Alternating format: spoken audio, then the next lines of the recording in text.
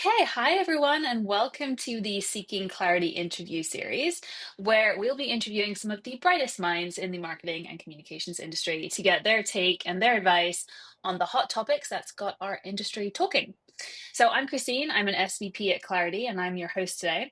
And I'm going to be speaking with the wonderful Meredith Klein. She is a media expert and consultant. She is the former US head of consumer and product comms at Pinterest, previously at Walmart, also a PR Week 40 Under 40 winner. The list goes on. So we're very excited to have her here today, and we're going to be talking about the role of new media in integrated communications. So very excited to have you on. Welcome, Meredith. Thank you for having me. Thank you. Okay, so let's seek some clarity. We're going to jump into our first topic, which is all around just introducing new media, what it is, what it means, and how to work with them. So, to kick us off, Meredith, can you just tell us about how you would describe new media? Sure. New media is digital content that fosters, engagement and interaction between the content and the consumer.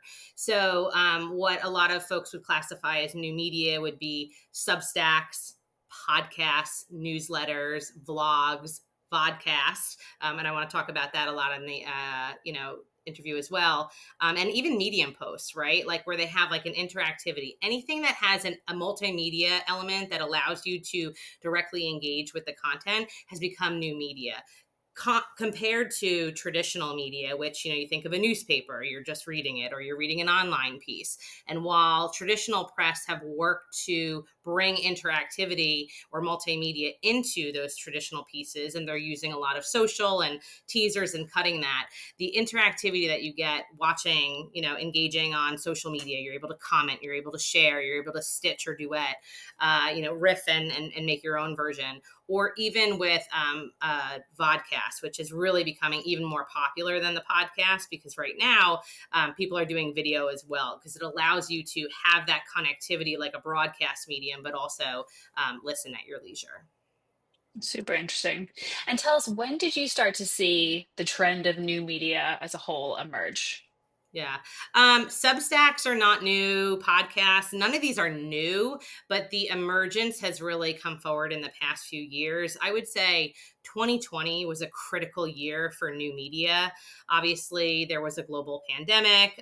Unfortunately, folks were losing their jobs. People weren't able to, go out. You had to find a way to either create content, or you were craving, consuming content. So TikTok really took off in 2020. Things like social commerce took off more in 2020. You weren't going to as many stores, obviously. And I think, also too, just the rise in, if people are losing their job and making a side hustle, what are they focusing on? So becoming experts. You saw more UGC, which is really was mid 2000s, but UGC also exploded in 2020. People became experts on TikTok. People became experts on LinkedIn. And in the past few years, there's been more of an appetite towards it. So whereas like The Information, which was one of the first to launch a creator newsletter, was one of the first newsletters. Now newsletters are kind of a dime a dozen. Everyone's got a newsletter. People are starting to come out with Substacks. Mass reporters like, Parisia Cavalans or Taylor Lorenz or Casey Newton, or the latest Alex Conrad, from Forbes, launching a Substack, a media company. And they're highly credible, highly trained reporters who have been in, journalism for 2 decades, starting a Substack. So taking that audience from traditional media, and they're opting in to that content. And that's been the biggest Mm, thing with, traditional media.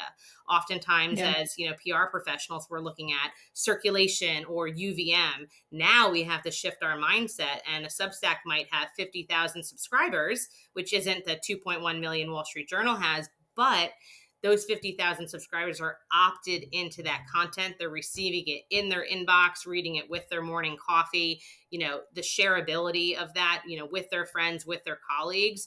You're going to see more highly engaged content and less kind of clout metrics.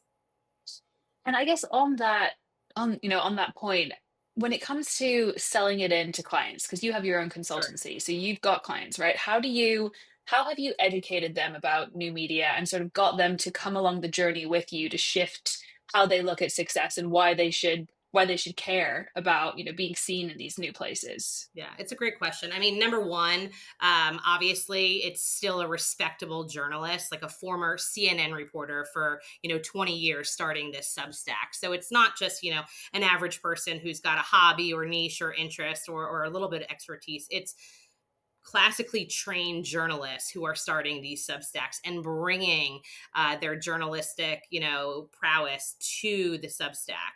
So, in terms of talking to clients, I always say it's kind of about three things. Number one, the brand awareness that that client or brand has. Are they a startup?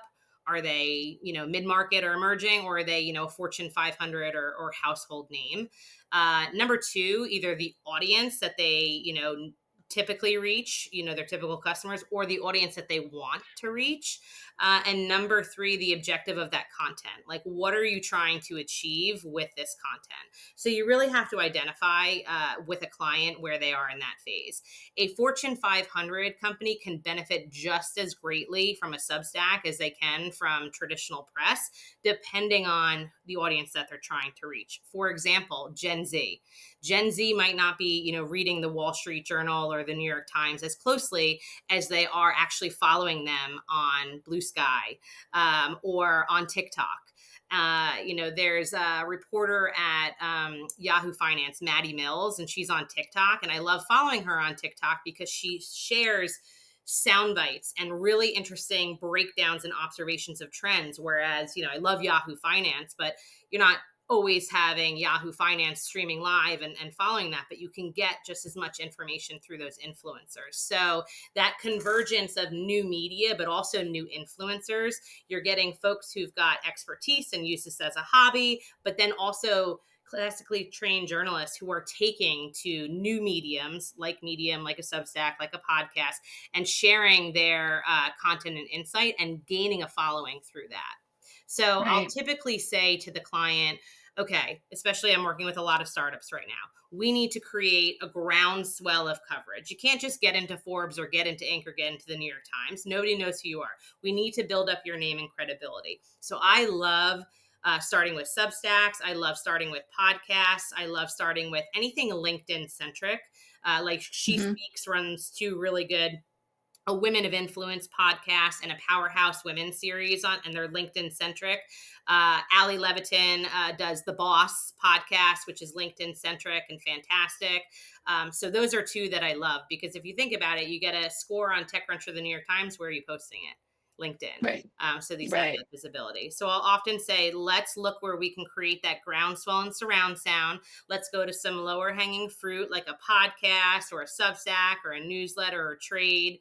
And let's Yeah. create that SEO. Let's create that hype. So when we do pitch the New York Times or Inc., when they go to look for that client or that brand, they almost can't help but see it everywhere. And that Yeah. creates some appeal. Like, what's happening? What's going on there? I need to understand more.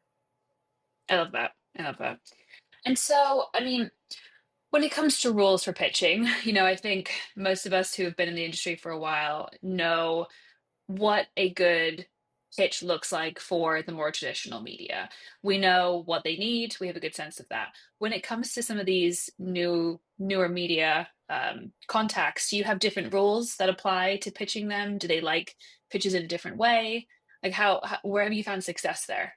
Yeah. I have always treated them the same as I would a classic journalist because, again, they hold the pen or the mic in that case, and they have an engaged following. So, having them post something, good, bad, indifferent.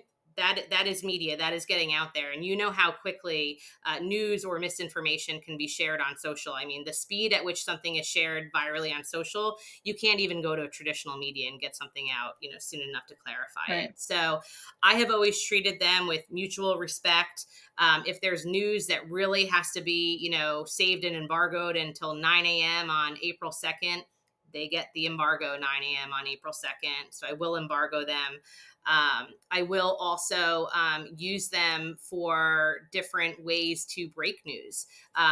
There's some really good, especially in the CPG and food and beverage space. There's some really great food bloggers who are obsessed with when brands come out with new soft drink flavors, and it's so brilliant to leak different ideas to them. Oh, we might be coming up with this type of flavor, and they get out there and they get hundreds of thousands of views. It creates some hype, it creates some excitement. Reddit goes off the hook.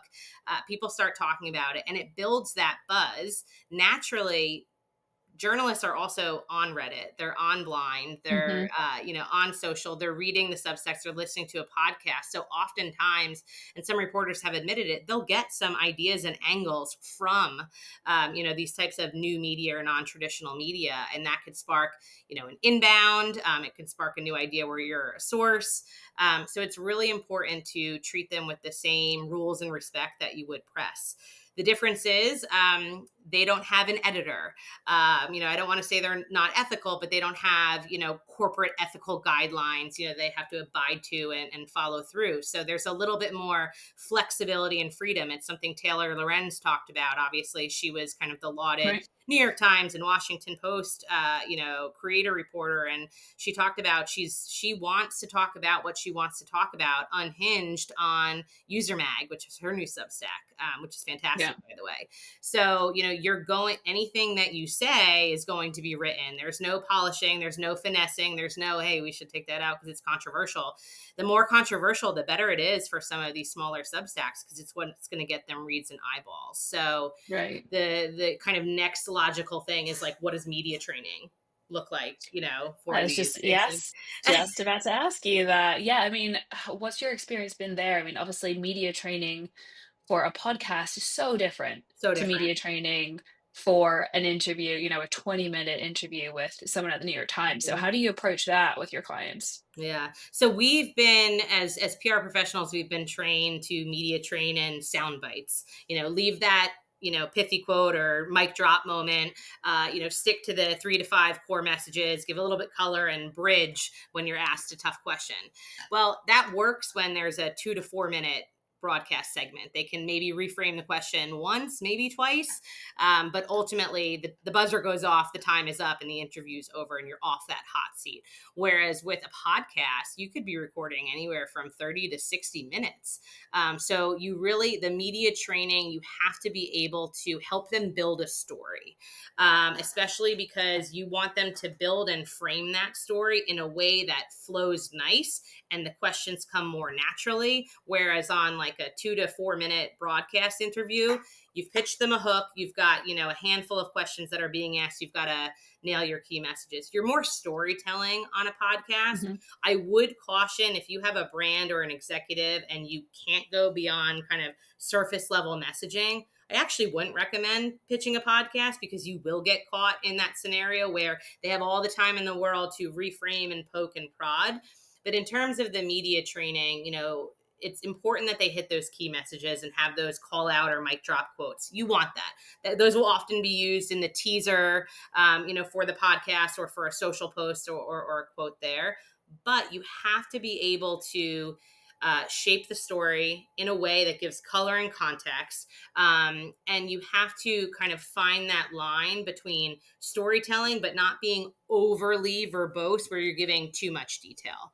And I Right. think, the beauty to that is it gives the storyteller, in this case the executive or the brand, more autonomy and more on what they want to share, and it gives the podcast host a way more in-depth and personal interview. So the training needs to be kind of twofold. One, make sure you have those key messages that you want to hit. You're still doing the bridging technique. You're still telling them, don't put anything on the record that you don't want to see, whether it's the New York Times or a Substack. And you're also training them, to be, direct with the conversation, but you're also giving them the context that this is the flow, this is the storytelling, here's how you want to build the upfront, then you get into the color, and always leave them with kind of the key lessons and the takeaways, right? So that it feels Hmm. more like a conversation. A podcast is more a conversation, where an interview is exactly that. It's an interview. You're asked questions, Right. you're exchanging answers. Podcast is more of a, storytelling moment.